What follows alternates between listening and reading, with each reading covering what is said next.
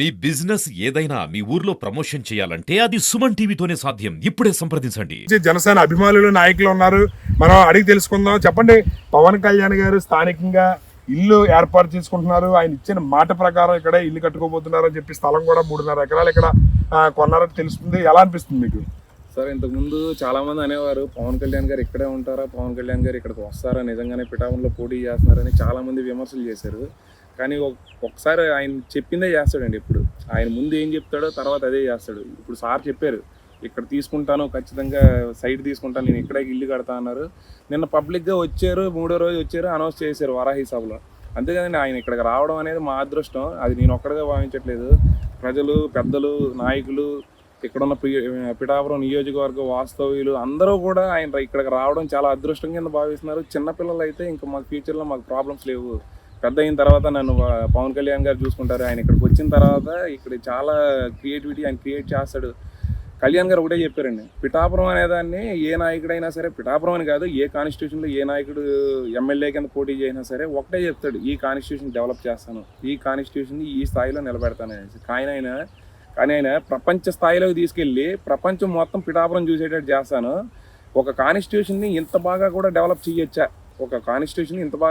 చేయొచ్చా, అని ఆయన ఒక హైప్ చేసి చూపించాడండి. మాకు భరోసా చాలండి. ఆయన చేస్తాడో లేదా నెక్స్ట్ సెకండరీ, అది చెప్పాడంటే చేస్తాడండి. ఇక్కడికి వస్తానన్నాడు, పిఠాపురంలో పోటీ చేస్తానన్నాడు, చేశాడు. ఇల్లు కడతా అన్నారు, సైడ్ తీసేసుకున్నారు, కడతానన్నారు, కడతారు. పిఠాపురాన్ని ప్రపంచ స్థాయికి తీసుకెళ్తారు ఖచ్చితంగా. ఆయన ఒకటే చెప్పారండి నిన్న వారాహి సభలో, ఇక్కడ నుంచి మీరు వెళ్ళిపోతారన్నా అనేసి. అంటే తర్వాత ఇక్కడే మీటింగ్లో, గొల్లపోలు మీటింగ్లో జనాలు అడిగారు, ఆడియన్స్ కింద ఉన్న వాళ్ళు అడిగారు, భక్తులు అడిగారు, అన్న ఫ్యూచర్లో కూడా మీరు ఇక్కడే ఉంటారా అనేసి. తల్లిని వదిలేసి ఎవడన్నా వెళ్తాడా అన్నాడు ఆయన. అంటే ఆయన పిఠాపురం కాన్స్టిట్యూషన్ని ఆయన పుట్టినీళ్ళుగా ఫీల్ అయిపోతున్నాడండి, ఒక తల్లి కింద ఫీల్ అవుతున్నాడు. అక్కడ ఉన్న పురోహితగా మాత అమ్మవారు ఆయన తల్లిగా ఫీల్ అవుతున్నాడు. ప్లస్ ఇక్కడున్న జనాల్ని వాళ్ళ ఫ్యామిలీ సభ్యులుగా ఫీల్ అవుతున్నాడు. ప్రతి ఒక్కడు తిట్టండి, నన్ను మీరే పొగుడతారు, మీరే తిడతారు, ఇంక నాకు ప్రాబ్లం ఏముంది, ఇంట్లో వాళ్ళు కాకపోతే ఇంకెవరు తిడతారు, ఇంట్లో వాళ్ళు కాకపోతే ఇంకెవరు పొగుడతారు, అన్నీ చెయ్యాలరా, మనం అన్నింటిలో ఉండాలరా అంటున్నాడు. అందరినీ తమ్ముళ్ళ కింద, చెల్లెల కింద, అక్కల కింద భావిస్తున్నాడు. ఆయన పెద్దవాళ్ళని చూస్తే మా అమ్మలు, నాన్నలు, తాతలు అన్నట్టే ఫీల్ అవుతున్నాడు. నోటితో చెప్పడం కాదండి బంధుత్వం అనేది, ఆయన చేయడం వేరు, చెప్పడం వేరు. ఆయన చేస్తాడు, ప్రతి ఒక్కడికి న్యాయం చేస్తాడండి. ఒకటే చెప్పాడండి, వచ్చిన నెలకి కొంతమందికి పెన్షన్లు ఇవ్వట్లేదని మొన్న ఏదో అన్నారు. ఆయన ఒకటే మాట అన్నారు, నేను అల్లావుద్దీన్ దీపం ఇలా అనేస్తే మంత్రాలు వేసే మాంత్రికుని కాదు, నేను ఇప్పుడే వచ్చాను, చేస్తాను, ఖచ్చితంగా అన్ని రోడ్లు వేద్దాం, రెవెన్యూ పెంచుదాం, డెవలప్మెంట్ చూద్దాం, అన్నీ చేద్దాం, నేను చెప్పానంటే చేస్తాను, నా తల్లి కోసం నేను ఏమైనా చేస్తాను అన్నాడు. అది చాలండి మాకు ఆయన ఇచ్చిన భరోసా చాలా హ్యాపీగా. పవన్ కళ్యాణ్ గారు పిఠాపురాన్ని అభివృద్ధి చేసిన తర్వాత తనని తాను ఎమ్మెల్యేగా ప్రకటించుకుంటానని చెప్పి కూడా ప్రకటించారు. దానిపై ఏ విధంగా మీరు స్పందిస్తారు? ప్లస్ మనం ఒకటి చూసుకోవాలండి, పంచాయతీరాజ్ శాఖలో చాలా అప్పులు ఉన్నాయి, అమౌంట్ లేదు, అసలు నిధులు లేవు అనేసి అన్నారు. ఆ మాత్రం దానికి నేను శాలరీ తీసుకోవడం ఎందుకు, అదే ఎమ్మెల్యే కింద నేను శాలరీ తీసుకోకపోతే 30,000 60,000 కానిస్టేబుల్ శాలరీ వస్తుంది అన్నారండి. అది చాలు కదండి. ఖచ్చితంగా ఈ పిఠాపురం కాన్స్టిట్యూషన్ అనేదాన్ని ఒక హైప్ రేంజ్కి తీసుకెళ్ళి నిజంగానే ప్రపంచ స్థాయికి తీసుకెళ్ళిన తర్వాతే ఆయన డెవలప్ చేసుకుంటాడు. నేను అందరూ అడిచారండి, ఓజీ ఎప్పుడు వస్తుంది అని. అరే బాబు, మీరు ఓజీ కోసం చూస్తున్నారు, నేను ఓజీ కోసం చూశానంటే మీరే నన్ను క్యాజీ అని అడుగుతారు. అది కాదు మ్యాటర్, నేను పిఠాపురాన్ని డెవలప్ చేస్తాను, ఇక్కడ ఖాళీ కుదిరినప్పుడు అక్కడికి వెళ్ళి షూటింగ్ చేసుకుంటాను.